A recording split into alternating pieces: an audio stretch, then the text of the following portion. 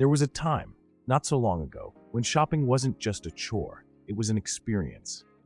The 1980s gave us stores that felt like worlds of their own, each one with its own sounds, smells, even its own kind of magic. From the high stacks of VHS tapes at Blockbuster to the endless aisles of gadgets at RadioShack, these places didn't just sell products, they sold memories. But as the decades rolled on, everything changed. Big box giants, online shopping, the relentless pace of modern life. One by one, these iconic stores couldn't keep up. They faded away, slipping quietly into nostalgia. Today, we're taking a look back at 13 of the most unforgettable stores from that era.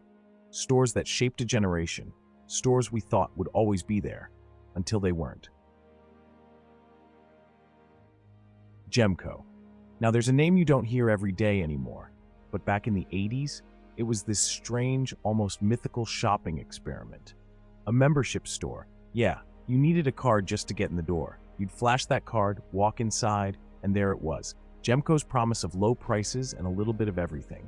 Groceries, electronics, clothes, even in-store babysitting. It sounds odd now, but at the time that was huge. Parents could leave the kids in a supervised play area while they shopped. But Gemco wasn't your average department store. It was part grocery store, part electronics shop, part, well, everything. It was like someone threw a bunch of retail ideas into a blender, hoping for magic. And for a while, it worked. People flocked there, especially budget-conscious families looking for a place to get it all done without breaking the bank. But that membership model? That was the Achilles heel. As the 80s rolled into the 90s, competitors like Walmart and Target, they were doing the same thing, minus the membership fee. Gemco's edge? Gone. And just like that, it fizzled out. By 86, it was over. Today, it's like a ghost story for 80s shoppers. A memory from a time when retail was willing to take some wild chances. And maybe that's what we miss most about it. Sears. Now that was a name everyone knew. The big bold Sears sign, you could spot it from the parking lot, like a beacon. It was a place you went not just to shop, but to, well, to take care of life. Appliances, clothes, tools, even a car battery if you needed it. And their catalog? That thing was practically a Bible for American households. It wasn't just a catalog, it was a wish book. Kids would sit for hours flipping through those glossy pages, circling toys they dreamed of finding under the tree. And it wasn't just about stuff. Sears had this grip on trust. If you wanted a washing machine, you got a Kenmore. Need tools? Craftsman was the gold standard. It was like the more you bought, the more you trusted them. That brand loyalty was ironclad. But then, sometime in the late 80s, things started slipping. Big box stores were everywhere, and Sears was stuck in this old-school, catalog-dependent mindset. They tried to evolve, opening Discover Card and even launching Allstate. They did everything they could to keep up, but honestly, it wasn't enough. In the end, Sears couldn't keep up with the demands of a faster, bigger, more streamlined retail world. And as we watched it go, bit by bit, store by store, an entire era of American shopping just slipped away. Kinney Shoes. Now there's a name that used to be everywhere, in malls, shopping centers, those busy strip plazas. If you needed shoes in the 80s, especially for back-to-school season, Kinney was the place to go. It wasn't flashy or upscale. No, Kinney was reliable, practical. You went there because you knew you'd find something that worked, something affordable, something that would get you through the year without falling apart. It was a family staple. Parents would bring their kids in, try on pair after pair, searching for the right fit. They had shoes for everyone, mom, dad, the kids, and the sales associates knew their stuff.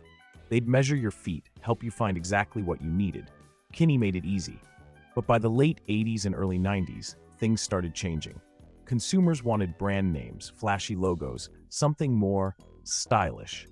Big box stores and specialty chains were popping up, each promising the latest trends. And Kinney?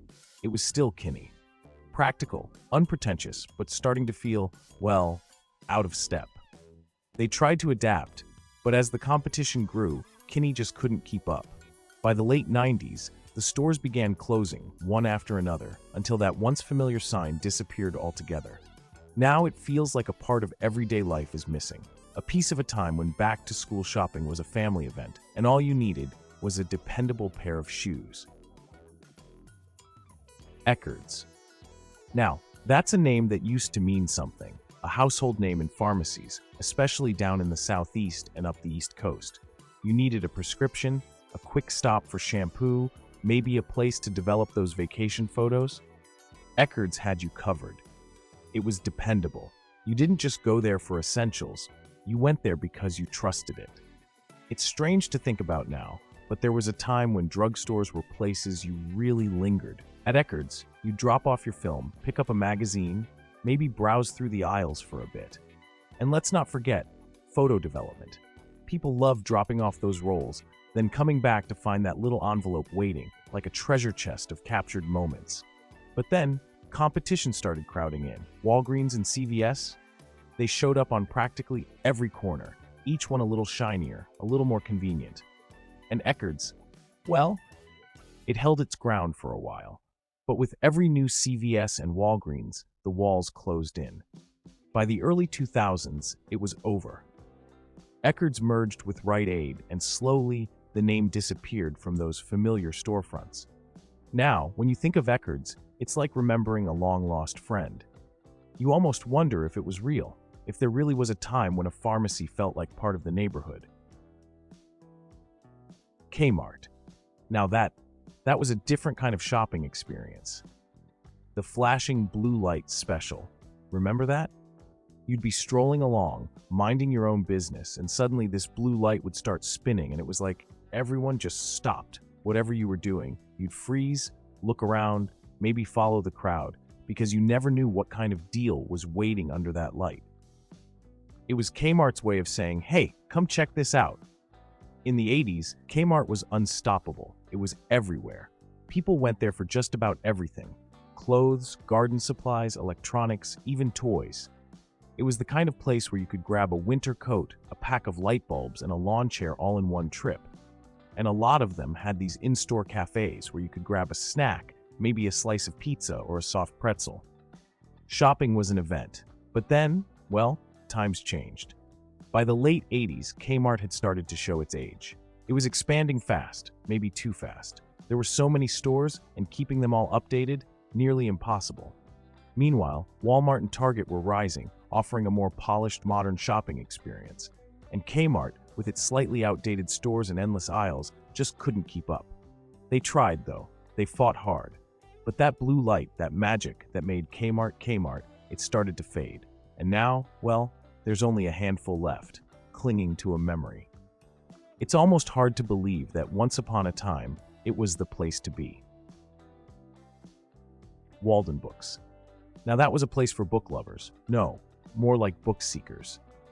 Back in the 80s, malls were everywhere, and tucked inside most of them, a Walden Books. It was a cozy little haven for readers, where you could lose yourself in the aisles, flipping through the latest bestsellers or discovering some random paperback that would stay with you for years. It had this charm. You didn't just go there to buy a book, you went there to find one. They had everything. Big displays of the latest Stephen King or Danielle Steele right up front, stacks of thrillers and romances, even that quiet little corner in the back for science fiction.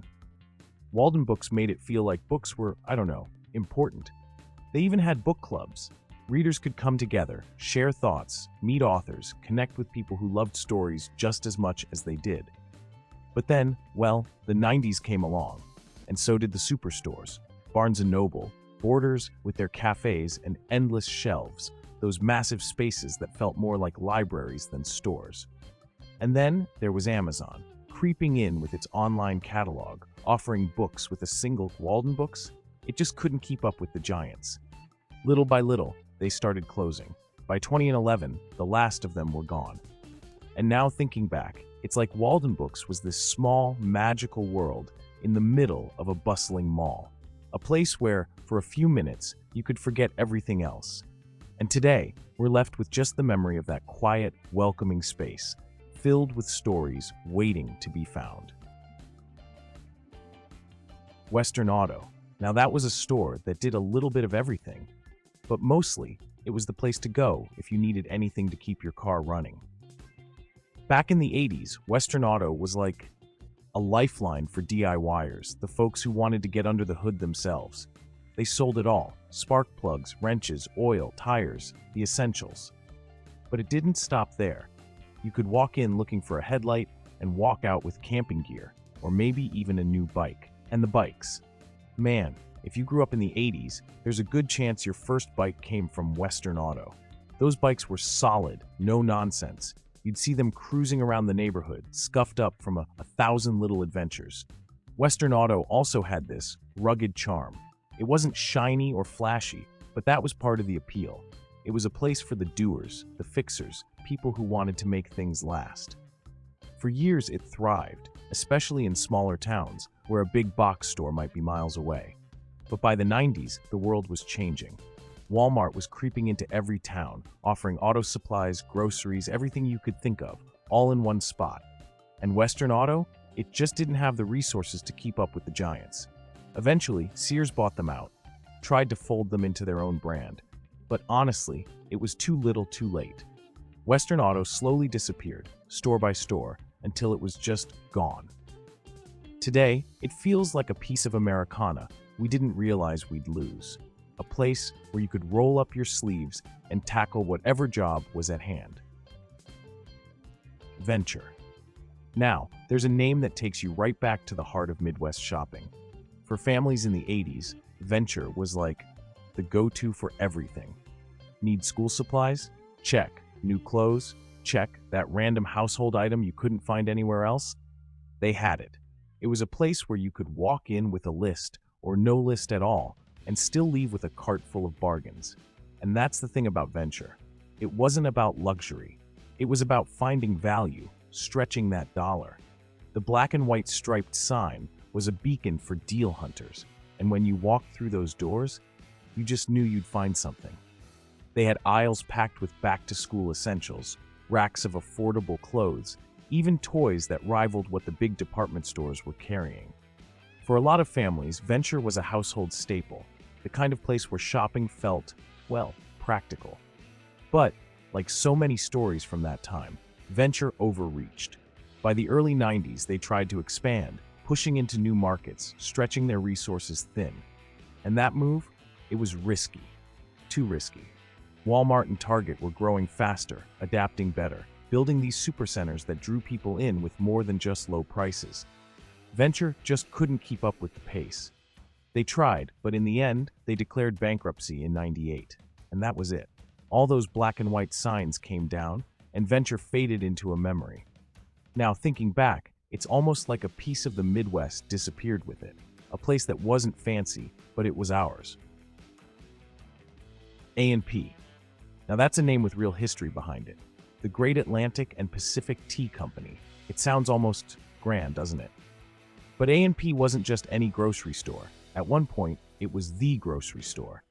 It goes all the way back to the mid-1800s, and by the early 20th century, A&P was a household name across America.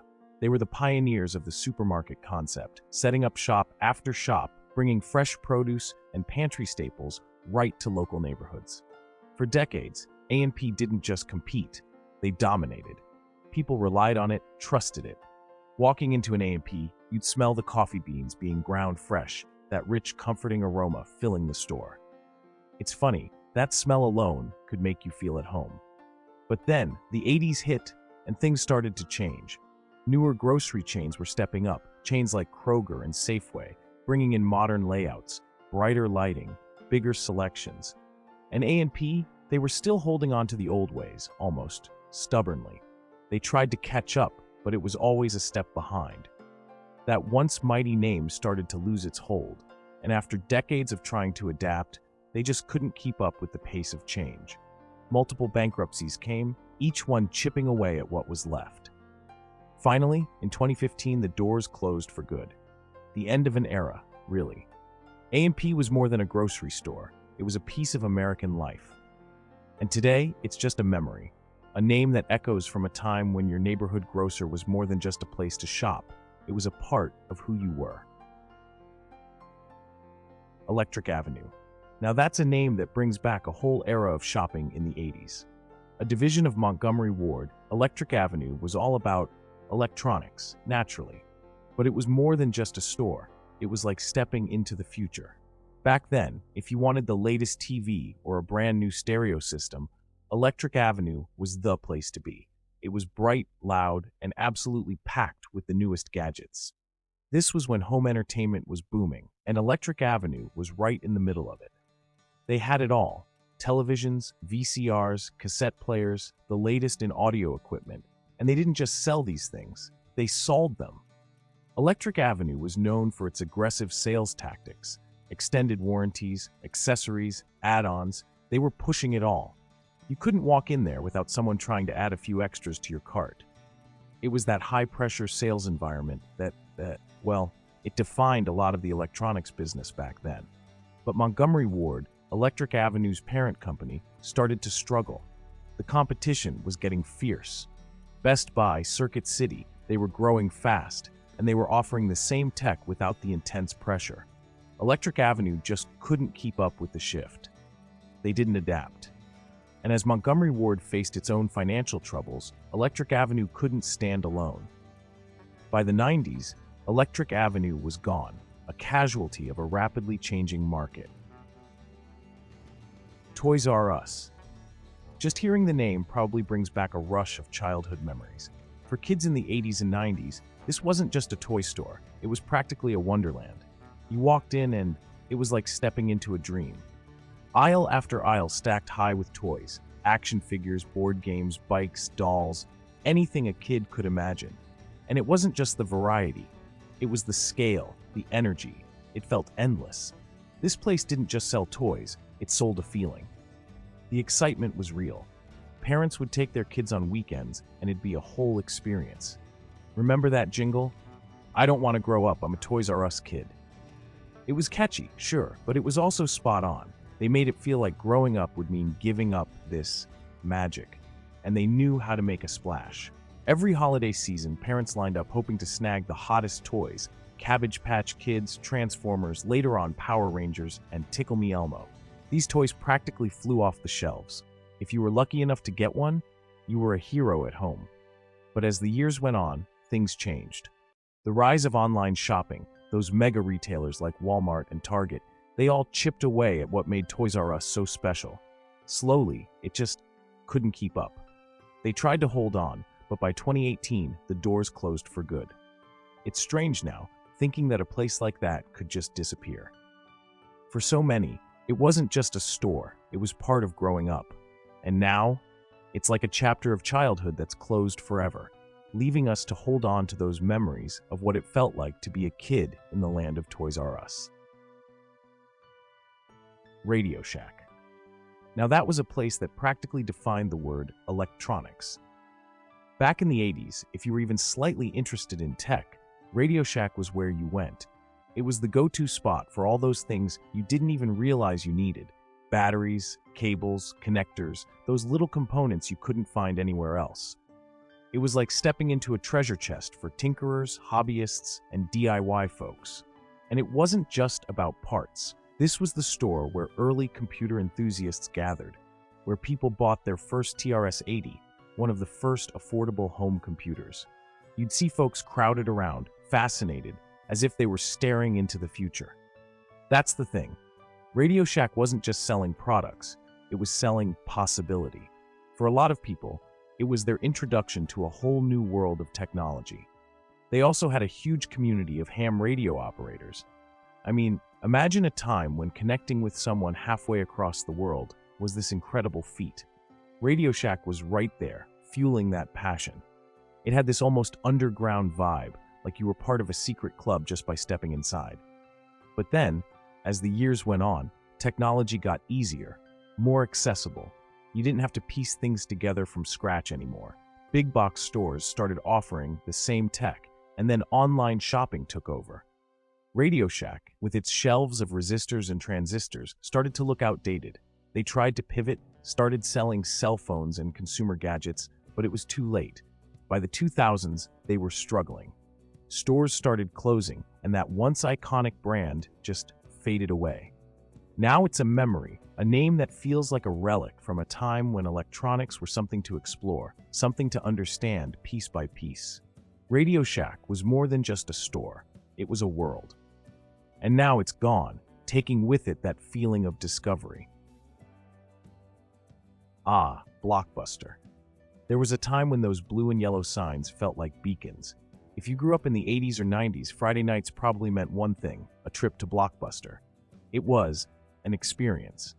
You'd walk in, and there it was, wall-to-wall movies, whole aisles dedicated to every genre you could think of. Action, comedy, romance, horror. It was like stepping into a treasure trove. The smell of popcorn, the soft whir of VHS tapes being rewound behind the counter. It was magic. Blockbuster didn't just offer movies, it offered possibility. You'd wander up and down the aisles, picking up boxes, reading the backs, trying to decide on that one movie. Or maybe two, if you were lucky.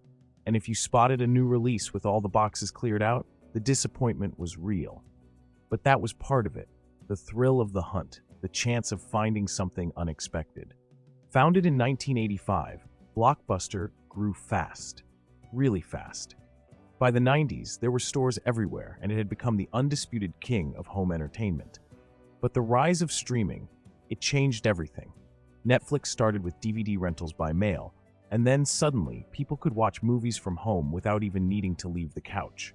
Blockbuster tried to adapt, tried to launch its own streaming service, but it was too late.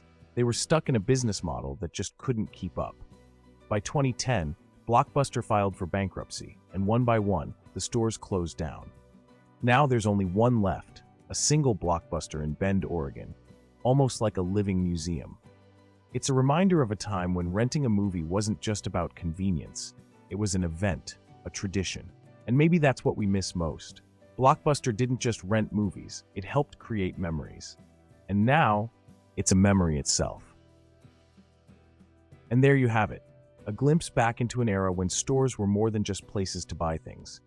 They were woven into the fabric of daily life, each one carrying its own unique atmosphere, a personality even. We walked through those doors not just to shop, but to explore, to dream, maybe even to escape. And now, these places live on only in our memories. Fragments of a time when life felt just a bit slower, maybe even simpler.